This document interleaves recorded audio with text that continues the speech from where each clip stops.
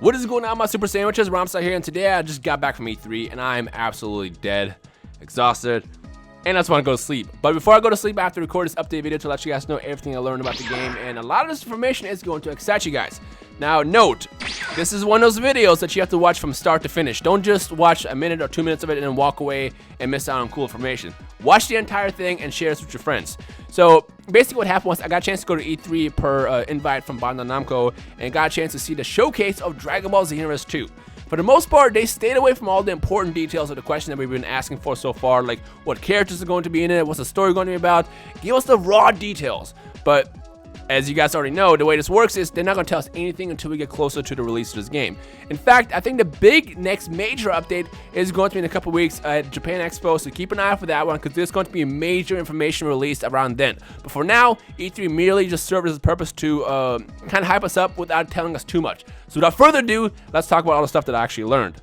First things first, let's talk about the showcase. So the showcase itself consisted of 2 parts. It was all live gameplay. It was controlled by human. It wasn't one of those pre-recorded things that we were just sat down and watched. It was all live gameplay, and it consisted of a tour of Kantan City, a little bit of a tour, not a complete tour, but it kind of gives us a quick look as to what to expect in the city, and then actual gameplay.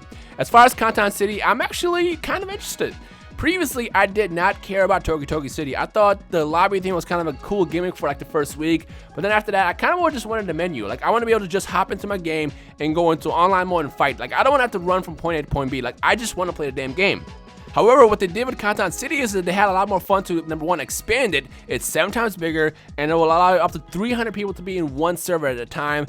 And they said they're working on adding a lot of new features and modes, which they did not specify on. I have no clue what to expect there, but from what they said is it's going to be a lot of fun, and it's going to be a lot of interesting features that you can participate with your friends or on your own, and it's going to be something that we all love as Dragon Ball fans.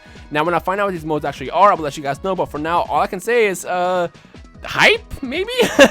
What do you guys think about that? Let me know your thoughts on it in the comment section below. Oh yeah, by the way, flying through Kantan City looks absolutely incredible. Now, from what I saw, there's 2 ways to fly. You can either just get up and fly using ki, or you can use hoverboards. Yes, folks, hoverboards.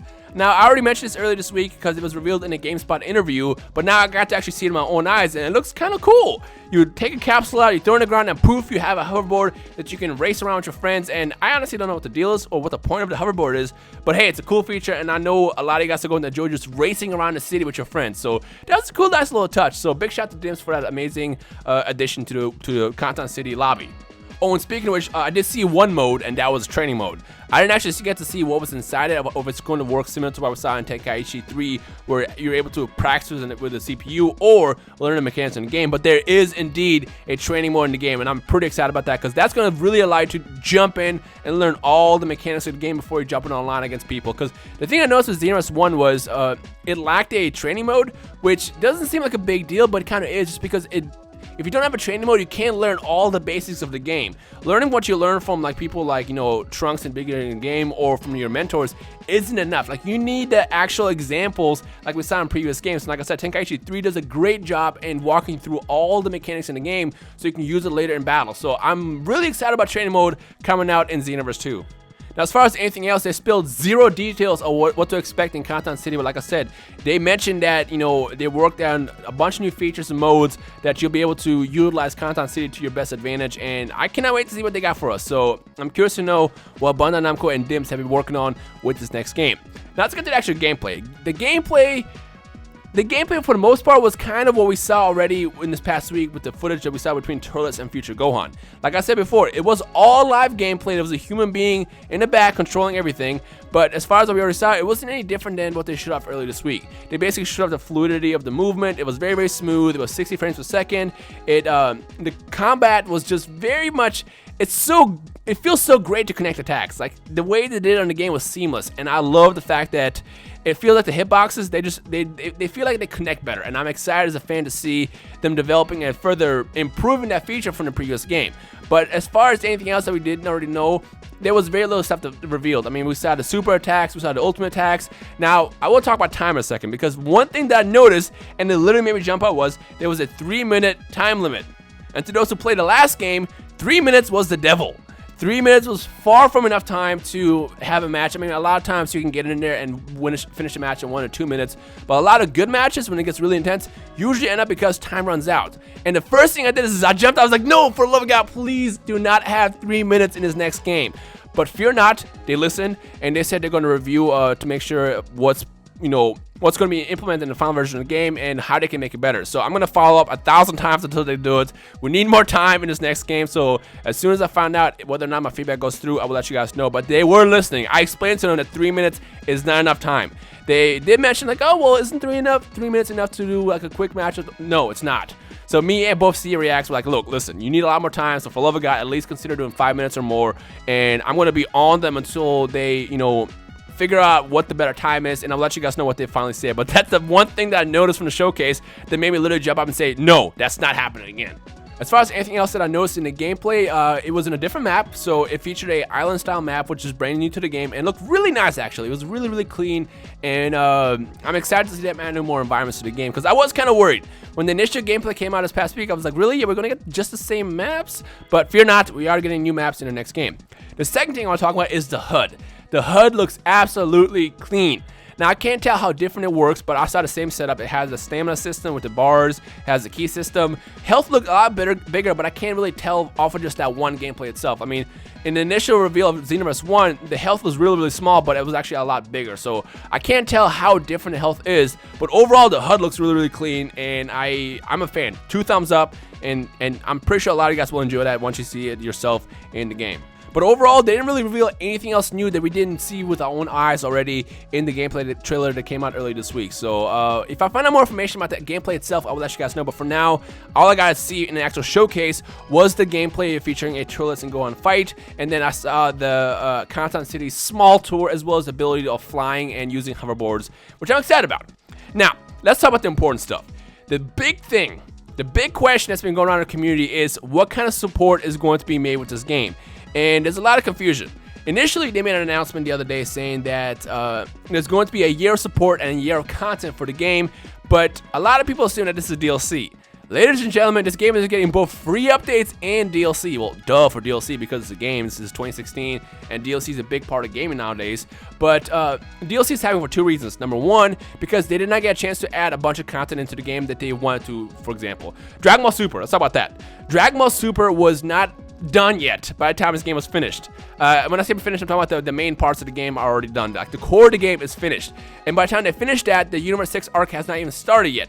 With that said, they do want to work on more content, so I assume, and don't quote me on this, and once I get actual confirmation of what DLC is going to be, but for the future, they are going to release other content through DLC, which I assume is going to be Dragon Ball Super content. So when we get news around that, I'll let you guys know, but I do want to point that out because I know it's a big question of whether or not we'll see Dragon Ball Super characters in the next game, and as of right now, I don't know, but if we do see it, most likely it'll be through DLC. Now, as far as the free updates, they did say, the actual words were there's going to be free updates made that's going to include quests and stuff like that. Again, they didn't specify what this actually means or if DLC is going to limit it to stuff that we saw in the last game, but there is going to be both free updates as well as DLC with this game up to a year after release.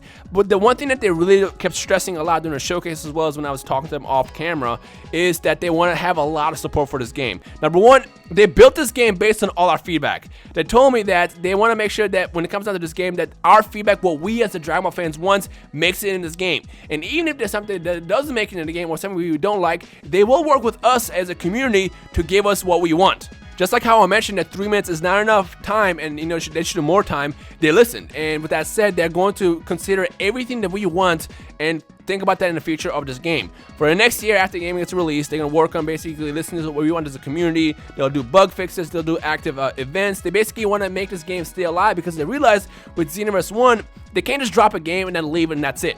They're going to drop this game and do everything in their power to basically keep it alive, support it as much as possible, so we keep playing it for the next year. They don't want to just drop this game and walk away and then cash out. Like, they actually were very much adamant about, oh, we're going to drop this game, we're going to support the community, we're going to listen to what you guys want, we're going to fix everything, we're going to make a bunch of fun events, and we're going to make sure that this game is done 1,000 times better than Xenoverse 1, and that made me light up. I'm so happy to hear that.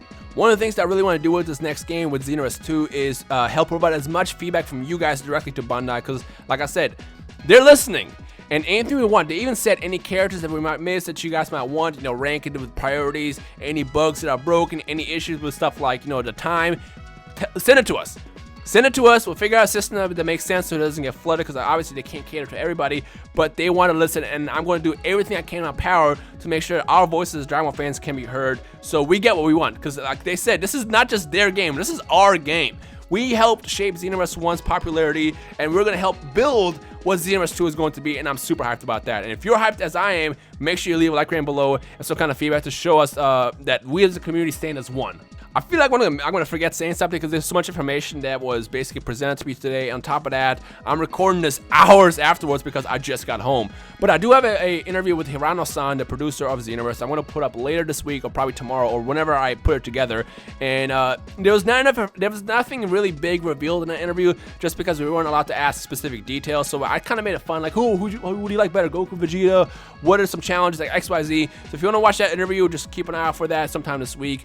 But other than that, the big information is going to come out soon, and there's still a lot of really exciting stuff that they're going to reveal. And I think the next big update is going to be around Japan Expo and Anime Expo. So keep your eye open, subscribe to my channel if you're new here, and I'll keep you guys in the loop as it happens when it happens. And for now, I'm pretty excited. How stoked are you guys that Bandai is listening and that Xenoverse 2 could potentially be an incredible game? Let me know your thoughts and feedback in the comment section below right now. Anyways, if I remember anything else that I forgot, I'll probably make another video. But like I said, I literally just sat down. I just spent like 4 hours driving back because LA traffic sucks balls. And I'm going to go lay down and get some food and sleep or whatever. But any bit of information I find out about, I will let you guys know. But like I said, E3 has been mostly there to be a teaser. There's not a lot of information they're going to reveal. And for now, this is all we get. But hey, it's enough to know that we as fans can be excited, because Xenoverse 2 is going to be absolutely amazing, and I cannot wait to see what the team has been working on, because they themselves boasted this is going to be the most detailed Dragon Ball game of all time, and I can't wait. I can't wait. I'm sorry. I'm so excited and hyped. I can't wait. This is my pure joy and excitement right now, and it is what it is. Anyways, ladies and gentlemen, I hope you guys enjoyed the rest of the day and this quick update. If you did, like I said, leave a like rating below. Any questions, kind of feedback, drop me a comment. And other than that, I guess you guys enjoy the rest of the day. My name is Rhymestyle, and I will see all y'all in Super Sandwiches in the comment section below. Peace.